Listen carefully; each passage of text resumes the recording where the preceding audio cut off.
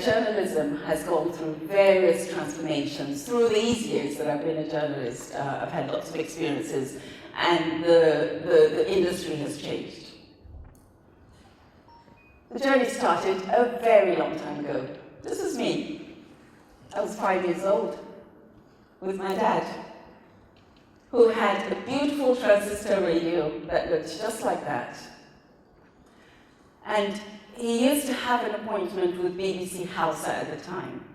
8 p.m. on the dot, he would put me on his lap, and he would be twiddling with the tuner and trying to find BBC Hausa, and it would be so scratchy and noisy and difficult to find. You know, but there was such a hunger for information at that time that he just had to endure it, and I had to endure it with him. You know, and then he would find BBC Hausa, and he would sit there, the expression on his face, you know, just listening, like your best mate talking to you. You know, he would be laughing, he would be commenting at the radio, he would be angry, you know, he would be going through all sorts of emotions, and I would be sitting there innocently just, what's going on? You know, but that stayed with me through my life, you know, that hunger for information, that desire, you know, to connect with the world, wherever that world is, wherever it's coming from. And that was where my love of journalism came from. Just a few years ago, I started out as a radio journalist. And of course, journalism has gone through a transition from the old media, the traditional media, which still exists in a certain form or the other, you know. But one thing you will hear, the first thing from a newspaper journalist, of course, is that they're also online, because that's where everybody is. That's where journalism has moved to. Everything is now digital.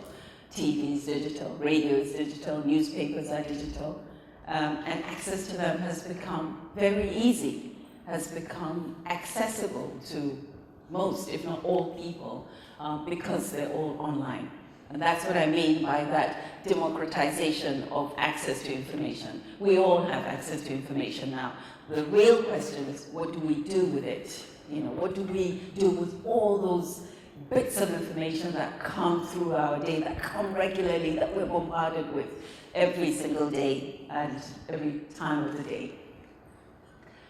So this is just looking at essentially what it means. What it means, digital journalism now, is that we have multiple sources of information. You don't have to have an appointment at 8 p.m. anymore to sit down and listen to that radio or find that station. The information is there, and it's there from so many different sources. It's also there on demand. So, you know, anytime you fancy listening, you know, you can download, you can go with it wherever you go. When you have your downtime, you listen to it. It's available. And then we control what we consume and how we consume it and when we consume it.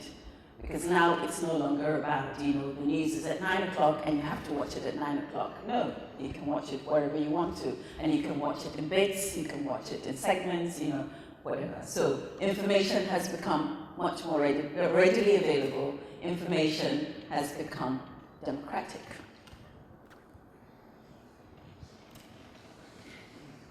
So what do we do? What should we do with all those means of information technology? We should embrace it. I like to take a positive from this picture. This is a picture of 3 former Nigerian presidents, all of whom are still living. You can see from their average age range, you know, sort of 70s, 80s kind of level.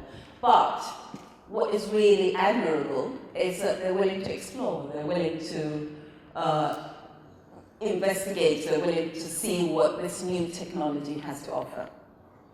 So what we need to do is embrace technology.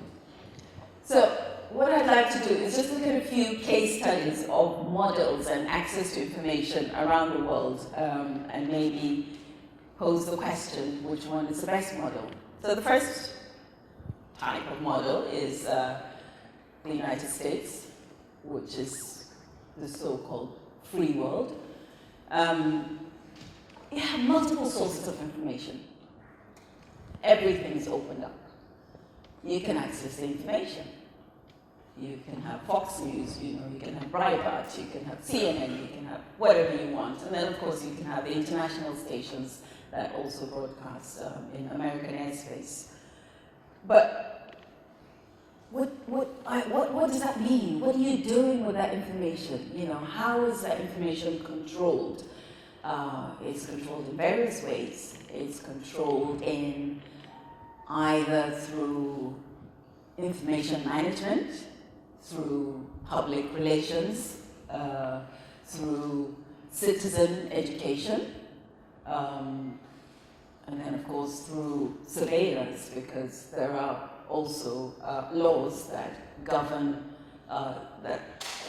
govern security issues, national security. So things that are in the interest of national security can be controlled. So it depends on how you want to define freedom. Then you have the other side of the coin. North Korea is said to be one of the most closed societies in the world. Very few people have access to the internet in North Korea.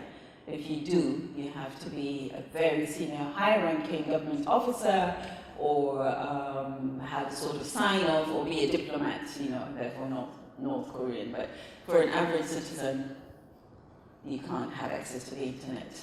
You only get the information that the government gives you. So you could argue, is that a better model? Close your society. And then we have other models like Cameroon. Cameroon has been in the news recently because of the crisis in the Anglophone region. So Cameroon used to be an open society where you had access to the internet. And then last year, 2 years ago, the crisis in the Anglophone region, which is the minority, you might know Cameroon is Anglophone and Francophone. And the Francophone section is more dominant, about 80% of the country, and the Anglophone section has felt disadvantaged, and now it's become a full-blown crisis, violent crisis actually. And the way the Cameroonian government dealt with it was to shut off the internet in the Anglophone region. So again, you could argue, is that the right model? Because the result of that is that so many millions were lost in trade, in business, due to lack of access to the internet for those 240 days that the government shut off the internet in that region.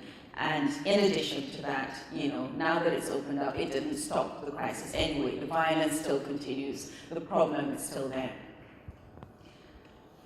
And then just quickly is another model, which is China. China is an interesting one because China does have the internet. You can access the internet.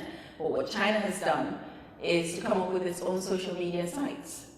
So, you don't get the big Facebook, YouTubes, and Twitters of this world. What you have are their own social media sites, the Weibos of this world, And so that's how China controls information access to its citizens. Again, it's a big question, is that the right model? The other thing that China does with the internet is also, I don't know if you've heard about this social credit system, whereby citizens are rewarded or have marks deducted from their social credit account. So the regions that have started, that have introduced the system, you would have 1,000 points, for instance, and then you get points deducted for bad behavior. If you fail to pay a debt, you get points deducted. If you behave badly towards your neighbors, traffic offense, things like that, you get marks deducted. And then you find yourself being cut off from society, not being allowed to do simple tasks like buy a plane ticket, like, pay something at the post office or buy something, Again, so that's the Chinese model. And then finally, the Russian model. Russia is an interesting one. Russia is connected to the global internet, so you can get the big ones, the Facebooks, the YouTubes of this world. But 2 years ago, Russia experimented with, did something really interesting, really unique, which is actually really interesting to continue to follow how that unfolds, because Russia became so concerned about the information that its citizens were getting from other parts of the world, and decided to explore the possibility of cutting off Russia from the global internet space, from www. So about 2 years ago, they shut off the internet completely and set up their own intranet, if you like, within Russia, the Russian internet system, and kept it going to see what would happen if Russia was to come off www. Interestingly, it didn't last long, because they found that as soon as they switched off the www, within 30 minutes, information still found its way in, still creeped in. So remains a question, is cutting off your citizens from the internet, is that the best model, or what should you do? How should you manage that information? So there are risks. If you're on the internet, of course, there are risks. There's all sorts of issues. Many of us have got those emails from the Prince of Zaire who's got $10 billion and wants to put it in your account. And if you're stupid enough, you accept it. Good luck to you.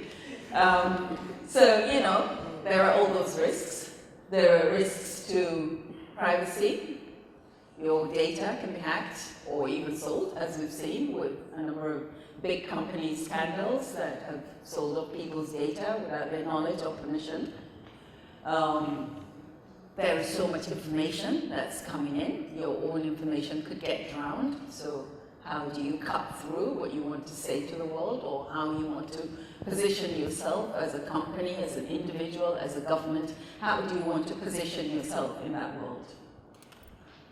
And then, of course, the potential for political instability, people sharing all sorts of information, or explosion happening as a result of just people becoming more and more aware of situations. More recently, just last week it was, we saw the president of Sudan, Hassan al-Bashir, leave office, being forced to leave office after 30 years, because citizen activism kept growing and growing until it blew. We've seen examples, Tahrir Square, the Arab Spring. We've seen Algeria more recently as well. Bouteflika was forced to go, so there are all those risks. There is a risk of outside interference, of course. If you've been following developments in America, the whole story of alleged Russian meddling in the 2016 elections is an interesting one to follow, and we'll see what comes out of that. And then, of course, fake news. I put it in capitals because it's a major concern for everybody, individuals, companies, governments, etc. People, because we are now all journalists. As long as you can create content and put it online, you are a journalist. But the question is, what are the risks? What should people be doing to tackle that risk as individuals, as companies, and as governments? So the way the BBC tried to do its own is to actually open up and make even more information accessible to people. So 3 years ago, there was an opportunity where the British government gave the BBC some more money to expand its services. And the BBC looked at parts of the world and thought, what should we do? Where should we invest this money? And they decided to open up 12 new language services. Of those 12 language services, 6 of them are in Africa, 3 in West Africa. And this was me launching Pidgin. I set up the Pidgin service, the Yoruba service, and the Igbo service in Lagos in West Africa. And the whole idea was to make information accessible, not just accessible, but in your own language, the language that you're most familiar with. Pidgin is really popular across West Africa. It's spoken by about 70 million people. And it's a language of fun, it's a language of,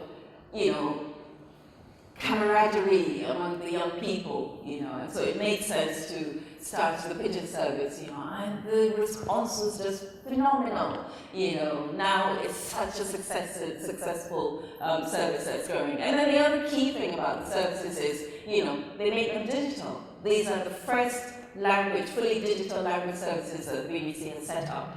So it's no longer the traditional media, it's now digital. That's what has happened to journalism. We're now on Instagram, on Twitter, on Facebook, etc., etc. And news sources, news organizations like the BBC are now no longer just about getting information. More and more people are also using them as a fact-checking service.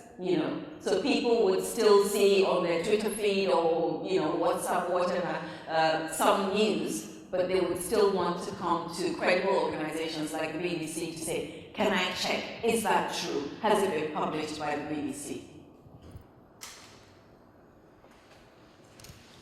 So this would be my advice.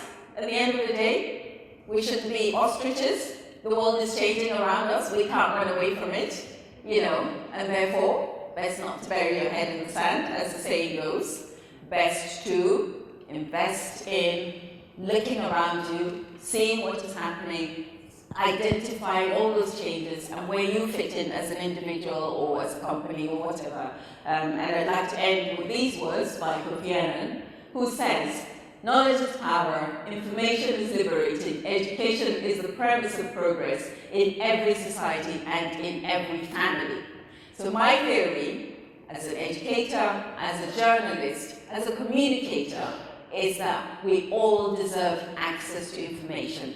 If we have information, we can make wise choices. If you have half the information, you could make a skewed decision. If you have all the information, you can look at the right, look at the left, and make your decision, which will more likely be a wiser decision because it's an informed decision. It comes from a point of view of knowledge, So that would be my theory, is we should all be allowed to have access to information because access to information helps you to make wise decisions. People who make wise decisions are wise citizens. Wise citizens make better citizens, and therefore better citizens grow their country, grow their government. Thank you.